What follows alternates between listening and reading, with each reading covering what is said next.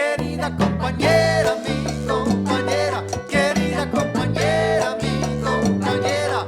Ella está más linda que la luna llena y brilla más fuerte que el mismo sol. Es del movimiento la compañera y es el... Bienvenidos and welcome back to a segment of San Diego Barrio Stories and Latino USA TV. This is Dr. Jose Leyba. What we're trying to do with our program is document our history, our culture, our art, everything about the struggle, the Chicano movement, so that future generations understand that we have struggled here, but we have survived and are a vibrant part of this country. And art is part of our legacy. Today, I have a young Chicana artist that was born in Honduras, by the way. And she is going to talk about some wonderful art projects she's involved. She's been here at El Centro for 7 years. And she's breaking the glass ceiling because most muralists are men. And so for her to break into that, I really admire that. I want to thank her. And I want to welcome Alicia Maria Siu to our program. Welcome. How are you? Thank you. Good. Good. Well, I know we talked in depth about your family and how that has really shaped you. So tell me a little bit about how you grew up, how you got here, and then how you became a muralist. I was born in Honduras in 1983, 80s baby, and from a diverse family. My father is Chinese descendant, third generation Chinese from Nicaragua. And I was born in Honduras, although my mother's from El Salvador, but they met in Guatemala. So that just tells you how much like movement there is within Central America. In the 80s, it was tough times to be there. But my parents always, they were doctors and they wanted to find, I guess, a safe place to be. They were gonna live in Nicaragua, but they decided to stay in Honduras just because there was a lot of turmoil, civil war in El Salvador. My mother is an orphan from El Salvador, so that has shaped me a lot when I think of my identity. My mother's story as an orphan, they were coffee plantation workers, and yeah, I spent a big time of my life, I guess, in the university. I migrated to Los Angeles in 1998. Okay. And then I went to UC Davis, and there I spent some time kind of finding out what happened to my people in the Nahuat-Pipil of Western El Salvador. So that's the indigenous people that come from your race, right? Your roots, tus raíces, ¿verdad? Yeah, my indigenous roots. But I guess growing up in Honduras, I was always inclined to do art. I used to do village scenes with a lot of little people and just like village activity. I was raised in El Progreso Lloro in San Pedro Sula. The second, San Pedro Sula was the second largest city in Honduras. And I saw from a very early age, like the invasion, let's say, of a lot of fast food restaurants, maquiladora industries. So the whole commerce and just selling out of our lands, the extractivism. Honduras is rich in rivers, water, and mining. So, and that's really the effects of colonization, and they've all affected all of us because you come from a very diverse family. I mean, todo Centroamérica, and it's beautiful cultures there, but the civil wars, the strife, the raping of the environment by the big companies, corporations has really hurt the people. So now, how did you get to come here to El Centro Cultural de la Raza? And I have a message for all our Hondureños, Salvadoreños, Guatemaltecos, Colombianos. You know, we're all Chicanos, okay? And please, Chicanas, welcome to our fold. And I'm just admire you. So let's talk about your time here at the Centro and some of these beautiful murals that you have painted. Yeah, I was living in Sacramento, and as I said, I went to school at UC Davis, and I was honored to be student of Malaquias Montoya, and he is a very prominent Chicano artist. He did a lot of silk screening for the United Farm Workers, and he's a muralist. So he taught me the concept and the process, I would say, the practice of community muralism. So that was always my dream. Going back to Honduras a little bit, that's what I wanted as a child. I when I was 8 years old, I remember I said, I want to be a muralist. Wow. The culture wasn't represented, and I wanted to see us in art. And so yeah, Malaquias, he taught me that process, and it is aligned with our principles of telling stories for the community, about the community, that represents the community. And obviously here at Centro Cultural de la Raza here in Balboa Park represents a community. Now, we were talking earlier about some of your murals, and you have this one back here. What inspired you to paint this mural, which is so amazing? It's heart-wrenching to see that. Yeah, so the Centro has provided that space for us to showcase and continue.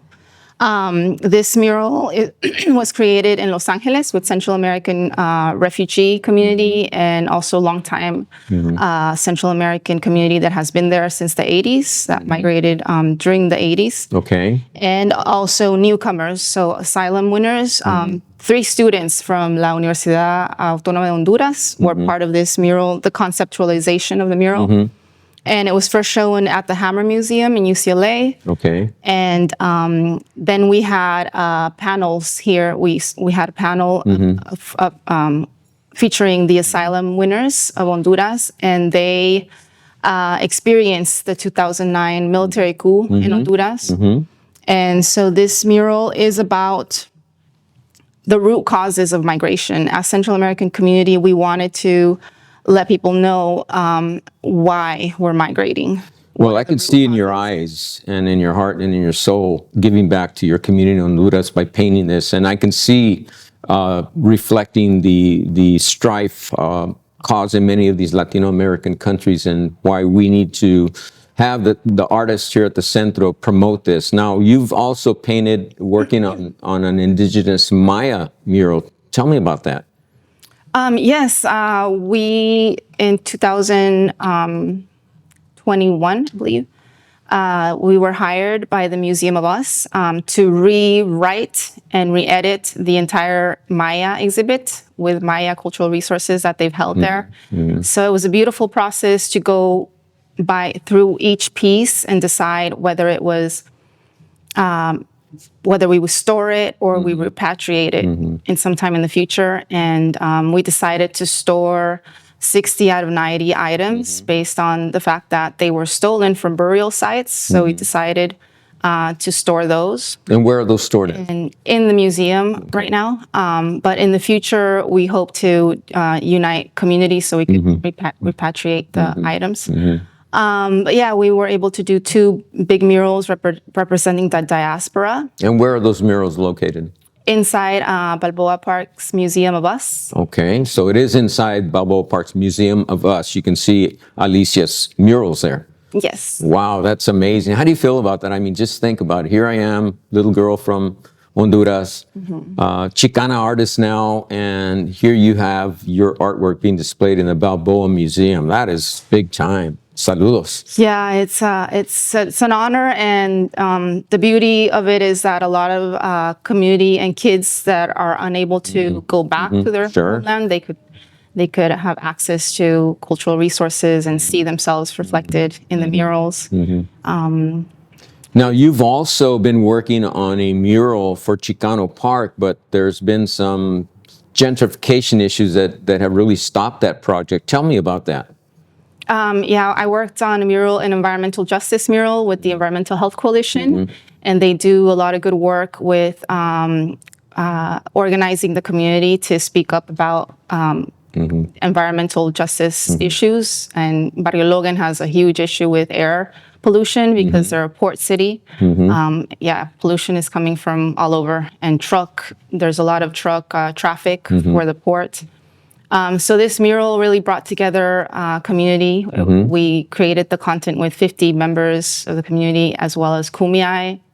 And they are the Native Americans that populated this area before it was even California, right? Yes. And the mural the title of the mural is Hauka, which means may the fire in your heart shine bright. Let the fire in your heart shine bright, okay?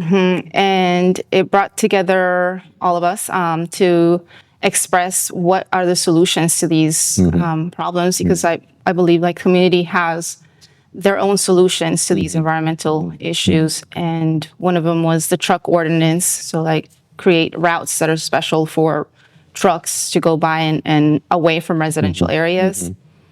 And such. And this mural was meant to be for the herbal garden, but unfortunately, the wall where it was going to be installed, it was a private owner, and he didn't sign the contract with us in the middle of the project. So it's kind of a reflection of the struggles of gentrification. But we'll find a wall, and we'll continue, and we'll install it.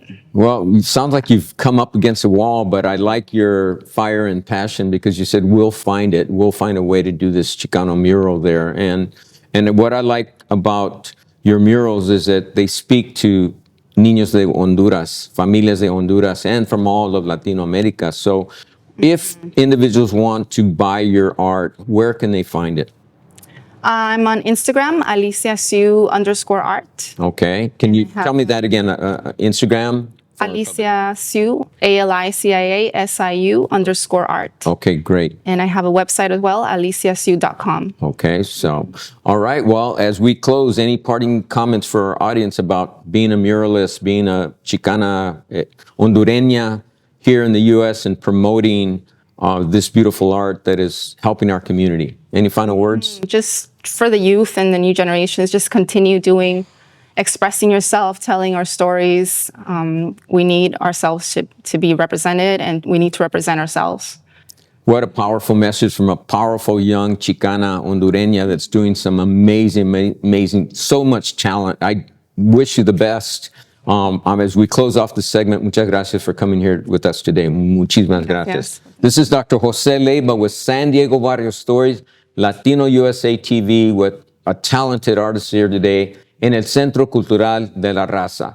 We will see you next time. Muchas gracias. Hasta pronto. Download the Latino USA TV app.